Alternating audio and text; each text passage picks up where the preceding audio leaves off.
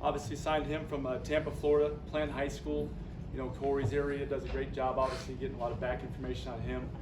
Really excited about Max. You know, the one thing I'll talk about him, obviously, we'll talk about his skill set. You guys are going to see his skill set here in the next couple of years. But the neat thing about Max is the fact that, you know, they had some ups and downs there at Plant this year.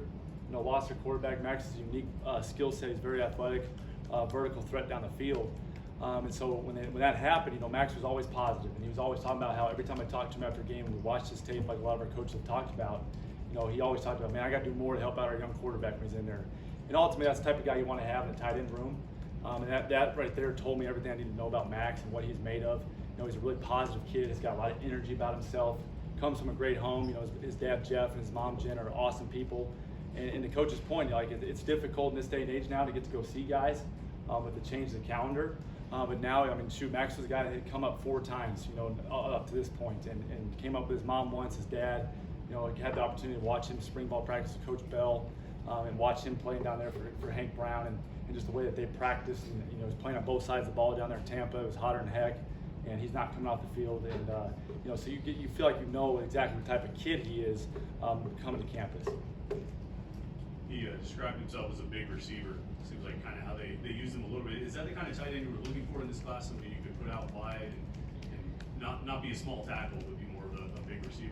Yeah, I think, I mean, at the end of the day, when you're recruiting tight ends, you're trying to find a unicorn. Like, it's a guy that's got to block in the box, you know, and be an offensive tackle, but at the same time, it's a guy that's got to be like a wide receiver out there and anything else in between, you know. And we gave Gavin some jet sweeps.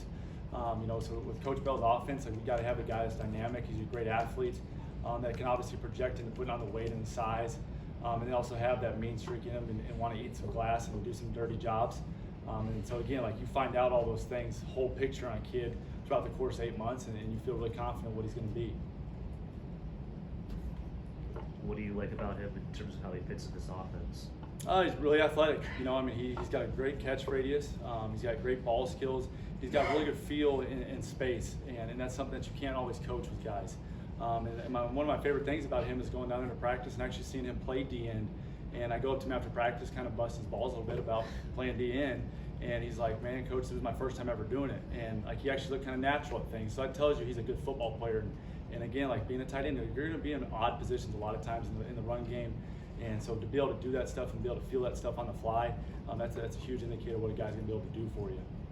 What's the challenge coaching tight ends in today's game that specialize as pass catchers or were receivers in high school more so, and getting them to say that, like, hey, we need you on the line, we need you blocking here, you'll be on sometimes the lead point blocker on certain plays. What's that challenge to get them to embrace that in general? I think number one, you got to have confidence. Like, you got to be a confident dude, because you're going to fail a lot early on, because it is hard. Like, I mean, everybody's really, really good in high school, and now you get to go up. You're trying to block Kyle Lewis in the perimeter, which is dang near impossible, as we've all seen. And so, like, you got to be a confident person, and if you don't have that, like, you're going to be beat up a lot, and so you got to build that within guys as well. And then next, you got to be positive too, like, and that's all stuff that you build within the room.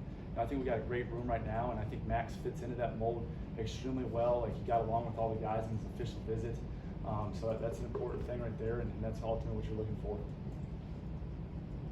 Anything additional? Coach.